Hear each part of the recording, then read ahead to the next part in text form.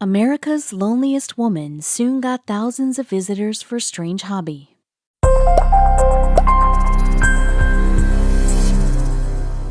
The further back you go in history, the more difficult it is for women to have any kind of independence. But ridiculous social conventions never stopped Dorothy Moulter of Knife Lake. For 56 years, from her remote home in the Minnesota wilderness, she lived a hardy outdoor life and managed to draw in thousands of tourists with a unique hobby.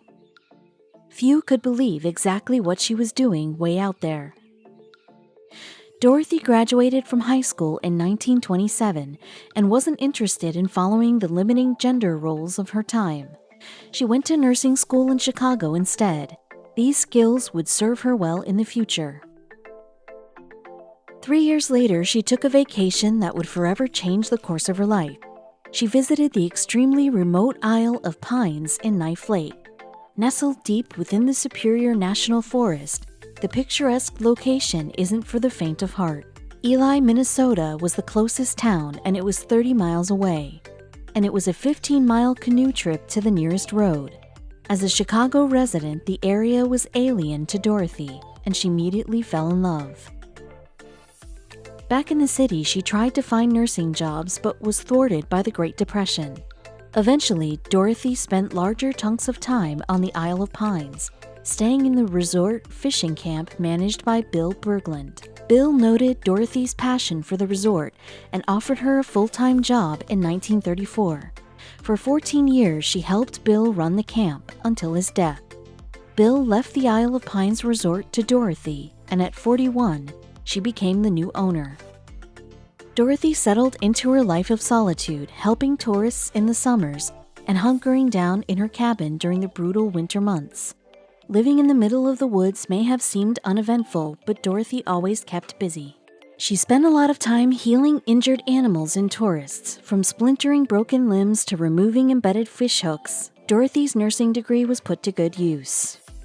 Her most thrilling first responder moment was treating a boy who was struck by lightning until a rescue plane flew him to a hospital. After this memorable feat, locals called her Nightingale of the North Woods. Though she was an accomplished nurse and frontierswoman, people were most interested in the fact that she was an unmarried woman living in the woods. The only way she'd commit to marriage was if a man could portage heavier loads, chop more wood, or catch more fish. To successfully live on her land, Dorothy did it all by herself, chopping wood, gathering lake water, and harvesting ice. She never had electricity, a phone, or running water. We're not sure how she managed without those essentials. While Dorothy was living her wild life, the government was attempting to preserve the beautiful forest around her. Part of their efforts included banning floatplane flights to the island, further isolating Dorothy. After the ban went through, the Saturday Evening Post profiled her, dubbing the islander the loneliest woman in America. In 1964, life became even more complicated for Dorothy. That was when the government passed Wilderness Act, banning homes, building, and businesses from Knife Lake and the woods around it. Dorothy ignored the law. She lived on the island for nearly 30 years at this point and had no plans to leave. With the help of politicians and environmentalists, Dorothy eventually got permission to stay on the island.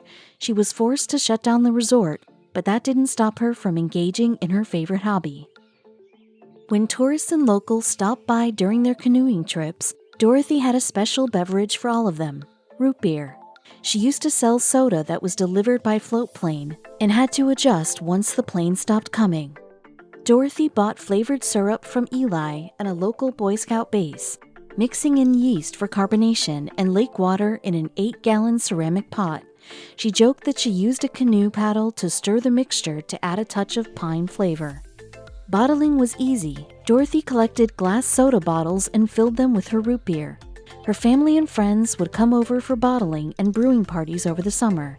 They'd sometimes help with ice gathering too, but we're guessing that wasn't as enjoyable. To get around the Wilderness Act restrictions that concerned owning a business, she gave her brew to tourists in return for a donation. Even though the soda's taste wasn't always consistent, she sold thousands of bottles. Dorothy sold an average of 12,000 bottles a year. People were curious about the root beer lady living alone in the woods and made sure to stop by during their canoe expeditions.